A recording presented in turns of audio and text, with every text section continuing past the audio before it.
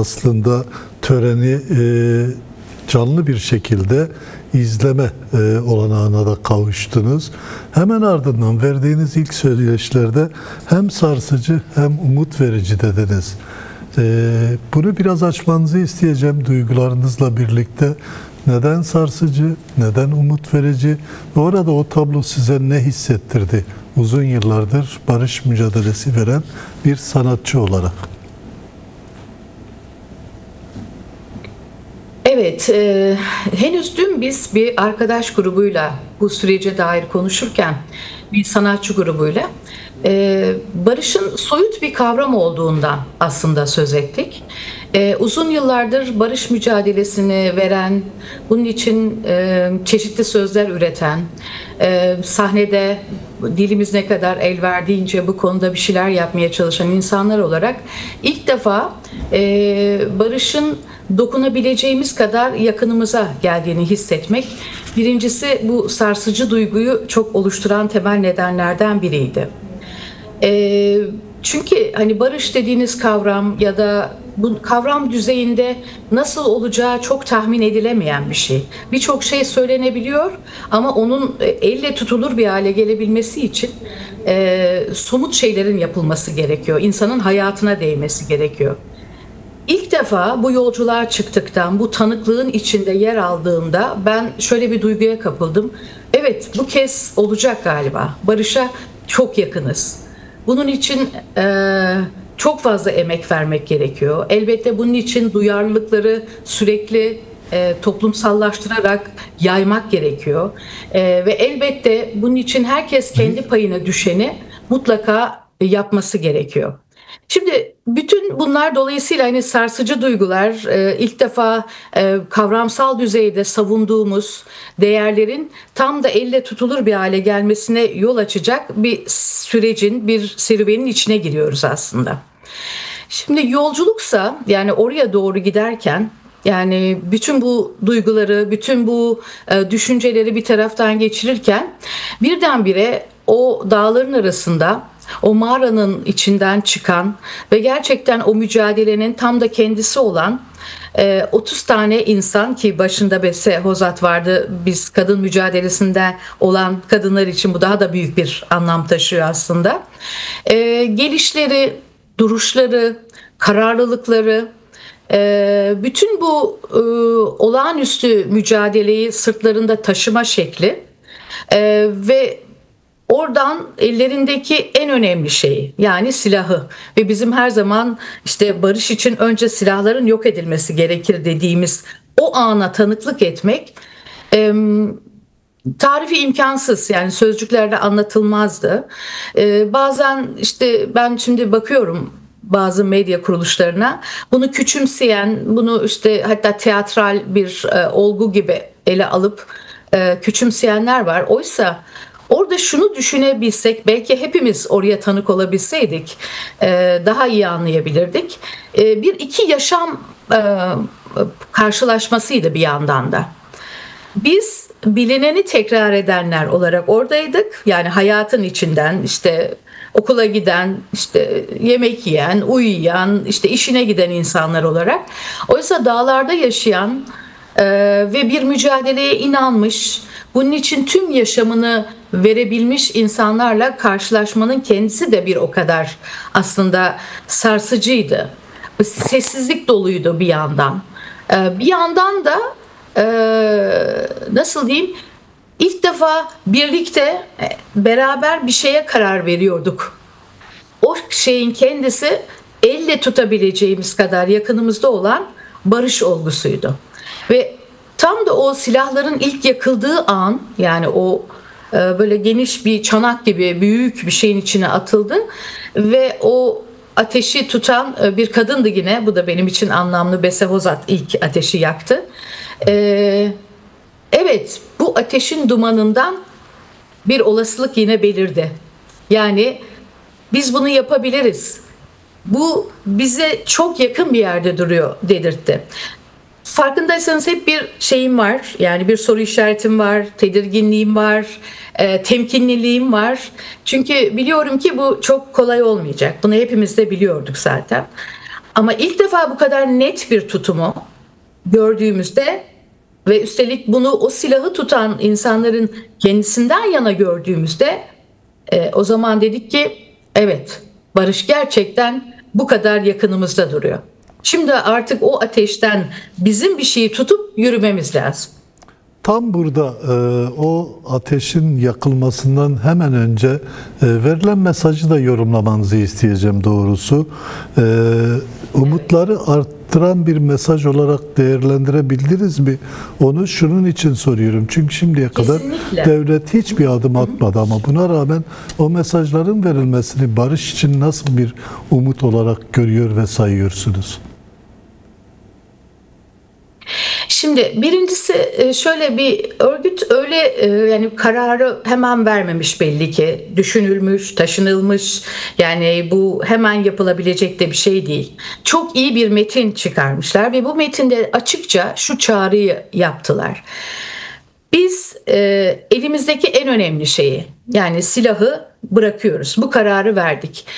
Bu kararı verirken de talebimiz hep birlikte demokratik bir toplumu inşa etmek. Çünkü barışla demokrasi kanımca ayrı ele alınamayacak, ancak birlikte hareket edebilecek temel iki kavram.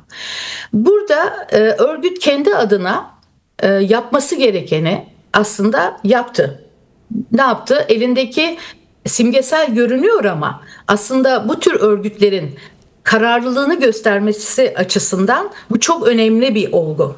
Yani kendini feshettiğini söyleyebilmesi, silahı bıraktığını simgesel olsa bile gösterebilmesi aslında bir örgütün, hele de bu tür bir örgütün, yani ilkeliliği belirgin olan bir örgütün kararlılığını göstermesi açısından çok önemliydi. Bu bir umut veren bir şeydi elbette. Ama bunun devamlılığında, bunun gerçek bir nitelik kazanabilmesi için elbette hukuki, yasal bir takım düzenlemelerin yapılması gerekiyor. Eğer silahı bırakıyorlarsa, doğal olarak hayatın içine geleceklerse öncelikle belli yasal düzenlemelerin hemen yapılması gerekiyor. Ya da ilk başta belki biraz yani bu barıştan yana bir adımı atmak açısından örneğin zaten yapılması hemen gereken İşte hasta ve yaşlı tutsaklar var. Onların bir an önce bırakılması, siyasi tutsaklar var. Onların bir an önce bırakılması.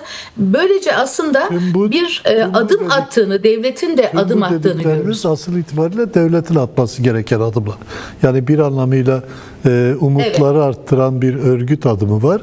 Ama devlet henüz o noktada değil. Sadece bugün bir komisyon çalışması için bir yönüyle umutları arttıran bir adım atıldı. Tabii hiçbir şey yapılmadı diyemiyoruz ama yeterli değil. Tüm bu dedikleriniz devletin atması gereken adımlar ama onları biraz daha açmanızı isteyeceğim doğrusu. Devlet tam olarak ne yapmalı o adımdan sonra? Devamının gelmesi için özellikle. Bence mesela hemen yarın yapılabilecek şeyler var. Yani çok hızlı bir şekilde. Zaten uzun zamandır, yani zaten bir insan hakkıdır. Yani hem yaşlı hem hasta olan içeride siyasi tutsaklar var. Yani onların bir an önce bırakılması gerekiyor. Çünkü onların bırakılması ve mesela şimdi kayyumlar var, mesela bir sürü işte Selahattin Demirtaş, onun simgesinde birçok siyasi var. Hani çok çabuk olabilecek, hazırda hemen yarın olabilecek bir takım olgular var ve önümüzde duruyor bu. Bu adım atıldığında, yani yasal bir düzenlemeye bile ihtiyaç yok bu noktada. Hemen yapılabilecek. Bu bir aslında devletin de harekete geçtiğini, dolayısıyla barış adına bir küçük inşada bir küçük tuğlanın yine konulduğunu görmemiz açısından önemli. Komisyon bir taraftan çalışırken diğer taraftan mesela, çünkü hani komisyonun uzun uzun bürokratik işlemler yapması yerine aslında biraz da yani halka bunu açıklayarak, sürekli bilgilendirerek, hani bu, çünkü bu bilgilendirme önemli.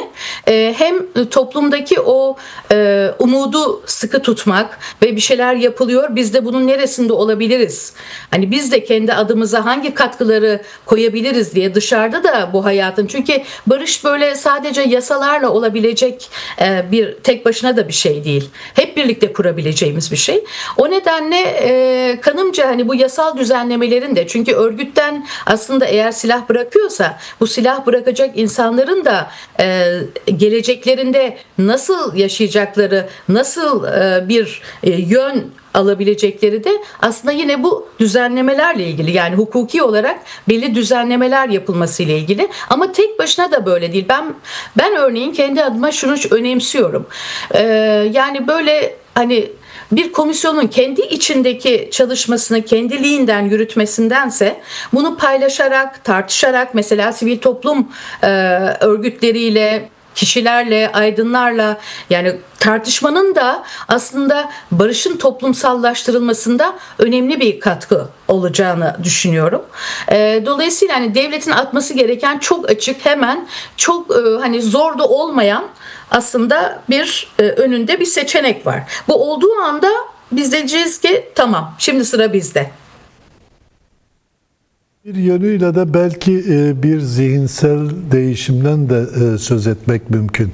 Yani devlet yasaları değiştirebilir, adım atabilir ama sonuç itibariyle bugün bile yasalara baktığımızda birçok yasa hak, hukuk konusunda insanlara bazı fırsatlar tanırken ama zihinsel yaklaşımlar nedeniyle bunları göremiyoruz.